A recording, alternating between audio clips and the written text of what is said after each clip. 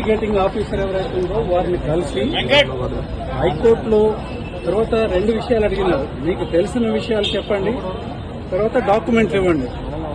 Documents అన్ని కూడా government తో ఉంటాయి.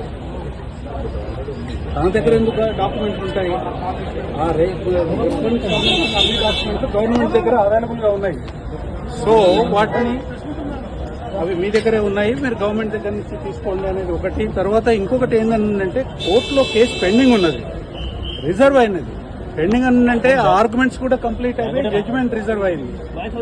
జడ్జిమెంట్ వచ్చేదాకా మీరు దీన్ని వాయిదా వేయండి. ఎందుకనంటే సబ్సిడీస్ అయి ఉన్న దాంట్లో ఆల్రెడీ ఆర్గ్యుమెంట్స్ అన్ని కూడా చెప్పినాము. మా స్టాండ్ మొత్తం కూడా కోర్టులో చెప్పడం జరిగింది. ఏసీపీ వాళ్ళ స్టాండ్ కూడా వాళ్ళు చెప్పినారు. ఆ జడ్జిమెంట్ వచ్చేదాకా మీరు ఓపిక పట్టి మాకు అంత టైం ఇవ్వండి అని ఒక లెటర్ విచారణ చేసుకోవచ్చు. వినండి. ఈ లెటర్ సబ్మిట్ చేయడం జరిగింది. ఈ సబ్మిట్ చేయడానికి ఇది కలిసి సబ్మిట్ చేసేదానికోసము మేము వచ్చాము. తర్వాత అడ్వకేట్ సహాయకుడిగా రావడం అనేది ఫండమెంటల్ రైట్.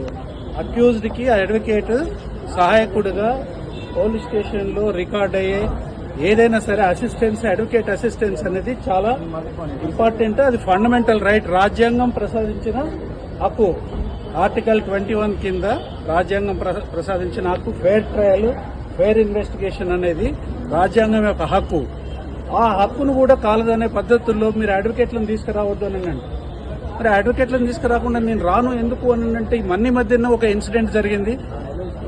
పట్నం మహేందర్ రెడ్డి గారు మాజీ ఎమ్మెల్యే, మాజీ ఎమ్మెల్సీ, వారిని బజార్లో ప్లేన్ క్లోజ్ లో ఉన్న పోలీసులు అరెస్ట్ చేసి తీసుకొని పోయి అతను ఒక్క ప్రశ్న కూడా అడగకుండా అతను ఏదో కన్ఫెషన్ ఇచ్చినాడని మొత్తం అవాస్తవాలన్నీ కూడా రాసి ఆ కన్ఫెషన్ ఆయన ఇచ్చినాడని చెప్పి కోర్టులో వేసినారు.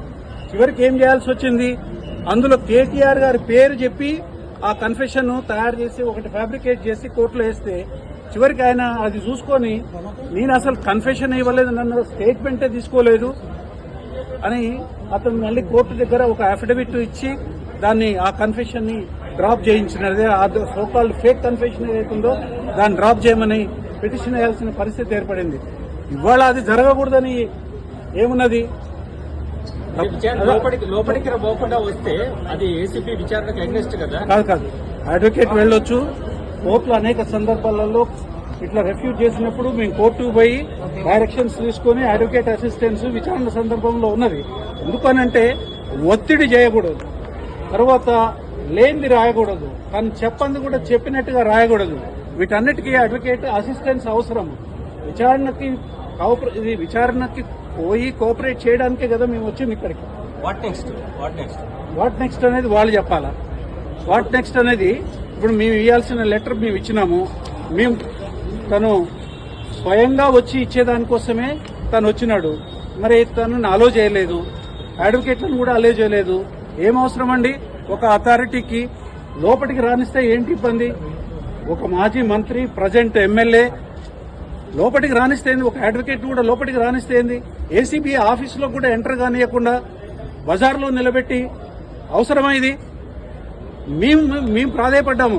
అథారిటీ యొక్క గౌరవంకి భంగం అవుతుంది. మీరు ఆఫీసర్స్ ఇట్లా రోడ్డు మీదకి రాకూడదు, మీరు వచ్చి ఇక్కడ తీసుకోకూడదు అని అంటే పర్వాలేదు, మీరు ఇక్కడే ఇవ్వండి, మీరు మేము అక్కడికి రానియమని అన్నాను. ఏం పద్ధతి? ఏం నడుస్తా ఉంది రాష్ట్రంలో? ఈడీ విచారణ కూడా ఉన్నది. ఈడీ విచారణకి కూడా పోతామండి. ఈడీ విచారణకు కూడా అటెండ్ అవుతాము. ఇవాళ అటెండ్ కావాలనే కదా పోయింది. అడ్వకేట్ రానియమనే నెపంతో ఇవాళ అక్యూజ్డ్ స్టేట్మెంట్ ఇవ్వడానికి సిద్ధంగా ఉన్నా కానీ స్టేట్మెంట్ తీసుకోలేదు. స్టేట్మెంట్ తీసుకోవాల్సింది అంటే మేము స్టేట్మెంట్ కూడా మేము చెప్పాము, కండిషనల్ గా చెప్పాము. ఈ జడ్జిమెంట్ వచ్చిన తర్వాత మీరు విచారణకు పిలవండి అని అన్నాము. ఒకవేళ కాదు అని అంటే మేము స్టేట్మెంట్ ఇస్తాం, దాంట్లో ఇదేం లేదు. కానీ అసలు లోపలికే రానియలే కదా. అడ్వకేట్ ఉంటే రానియమని అన్నది ఇదేంటంటే అడ్వకేట్ ఏమన్నా? అడ్వకేట్ అని అంటే officer of the court. Their duty is to uphold the legal process. ఇట్లాంటి అడ్వకేట్లను కూడా పోలీస్ స్టేషన్లకు రానియమని అంటే అక్యూజ్డ్ తో పోలీస్ స్టేషన్కి అడ్వకేట్ రాకపోతే ఎవరు వస్తారండి? ఎందుకు రానియట్లేదు? మీరు పద్ధతి ప్రకారమే చేయదలుచుకున్నప్పుడు ఎందుకు రానివ్వట్లేదు? దేనికోసం ఇవాళ మీరు ఆఫీసర్లను బయటకు పంపించి మీరు మా పిటిషన్ తీసుకోవాల్సి వచ్చింది? ఎందుకు రానియలేదు? ఏసీబీ ఆఫీసులకు ఎందుకు రానియలేదు? కేటీఆర్ గారు వచ్చినారు, అడ్వకేట్ నేను కూడా ఉన్నాను, ఇంకొక 2 అడ్వకేట్లు కూడా ఉన్నారు. ఎందుకు రానియలేదని అంటున్నాను. దానివల్ల నష్టమైంది మీకు. మీరేదో కుట్ర చేయదలుచుకుంటే, మీరేదో తప్పుడు పని చేయదలుచుకుంటే తప్ప అడ్వకేట్ ఎందుకు ఉండకూడదండి? అడ్వకేట్ ఉంటాడు, సైలెంట్ గా కూర్చొని ఉంటాడు. ఏదైనా అవసరం ఉన్నప్పుడు, లీగల్ గా ఏదైనా అవసరం ఉన్నప్పుడు సహకరిస్తాడు. తర్వాత ఏదైనా జరగకూడదు జరిగినప్పుడు లీగల్ గా అబ్జెక్షన్ రేజ్ చేస్తాడు. కోర్టులోకి జడ్జీల దగ్గర నిలబడే అడ్వకేట్లకు పోలీసుల దగ్గర నిలబడే హక్కు లేదా? లేకపోతే న్యాయం సమ్మతించదా దానికి? ఇది ఏం పద్ధతి అని విచారణ చేయాలనే ఉద్దేశం లేదు అనిపిస్తుంది.